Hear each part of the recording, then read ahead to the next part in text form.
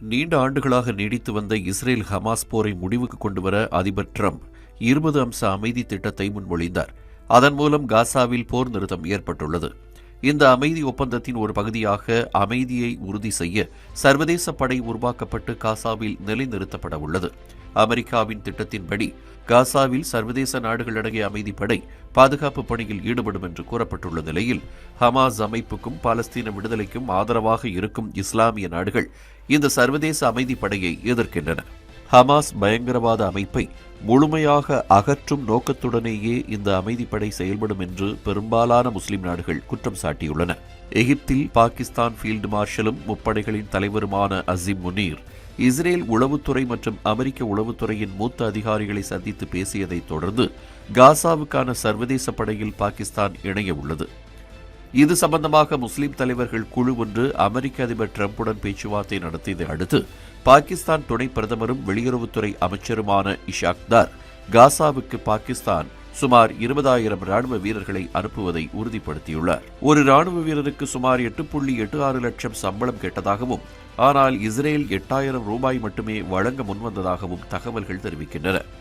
டிரம்பின் காசா அமைதி திட்டத்தை முதலில் எதிர்த்த பாகிஸ்தான் டிரம்பின் மிரட்டலுக்கு பயந்து யூ-டர்ன் அடித்துள்ளதாக அரசியல் விமர்சகர்கள் கூறுகின்றனர். ஈரான், துருக்கி மற்றும் கத்தார் போன்ற ஹமாஸின் தீவிர ஆதரவு முஸ்லிம் நாடுகள் பெரும் அச்சுறுத்தலாக இருக்கும் பாகிஸ்தானின் இந்த முடிவு இஸ்லாமிய உலகத்திற்கு பாகிஸ்தானின் பச்சை துரோகம் என்று கருதப்படுகிறது. இதனால் இந்த நாடுகள் பாகிஸ்தானை தனிமைப்படுத்தக்கூடும். கடந்த சில வாரங்களாக இந்தோனேஷியா, மலேசியா, சவுதி அரேபியா, துருக்கி, ஜோர்டான், எகிப்து மற்றும் கத்தார் போன்ற நாடுகளின் இராணுவ மற்றும் அரசியல் தலைவர்களை சந்தித்து பேச்சுவார்த்தைகள் நடத்திய அசிம் முனீர் அடுத்த வாரம் அமெரிக்காவுக்கு சென்று அதிபர் டிரம்பை சந்திக்க உள்ளார். கடந்த 6 மாதங்களில் அசிம் முனீர் அமெரிக்கா செல்வது இது 3வது முறையாகும். அமெரிக்கா மற்றும் இஸ்ரேலின் கைகளில் பாகிஸ்தானை ஒரு பகடைக்காயாக ஒப்படைத்துள்ள அசிம் முனீருக்கு உள்நாட்டில் எதிர்ப்பு உருவாகியிருக்கிறது. அமெரிக்காவையும் இஸ்ரேலையும் கடுமையாக எதிர்க்கும் பாகிஸ்தானின் இஸ்லாமிய கட்சிகள் அசிம் முனீருக்கு எதிரான போராட்டங்களை முன்னெடுத்துள்ளன. ஏற்கனவே முன்னாள் பிரதமர் இம்ரான்கானின் சிறை தண்டனையும் அதைத் தொடர்ந்த பிடிஐ கட்சியின் போராட்டங்களும் தொடர்கின்றன.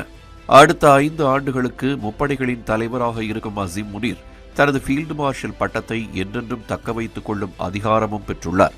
மேலும் எந்த ஒரு குற்றவியல் வழக்கிலிருந்தும் வாழ்நாள் முழுவதும் விலக்கு பெறும் ஒரே நபராக இருக்கும் அசிம் முனீர் வரம்பற்ற அதிகாரமும் அரசியலமைப்பு ரீதியாக பாதுகாப்பும் பெற்றுள்ளார். எனவே பாகிஸ்தானில் தனது உத்தரவுகள் மட்டுமே செல்லுபடியாகும் என்ற நிலையில் காசா அமைதிப்படையில் சேர்வது பெரும் சிக்கலை உருவாக்கியிருக்கிறது. பாகிஸ்தான் ராணுவத்தை இஸ்லாமிய நலன்களின் பாதுகாவலராக காட்டும் அசிம் முனீர் அமைதிப்படையில் பாகிஸ்தான் ராணுவத்தைச் சேர்ப்பது மிகவும் ஆபத்தான முடிவாகவே பார்க்கப்படுகிறது. மதுரை மக்களே, மதுரை சிட்டிக்குள்ள அதுவும் உங்க பட்ஜெட்குள்ளேயே பிளாட் வாங்கணுங்கிற கனவு இப்போ கைகூடி வந்தாச்சு. மதுரையின் முதல் ப்ராஜெக்டில் ரோட்டுக்கு காசு இல்லாததால் 72 மணி நேரத்தில் 533 மனைகள் விற்கப்பட்டன.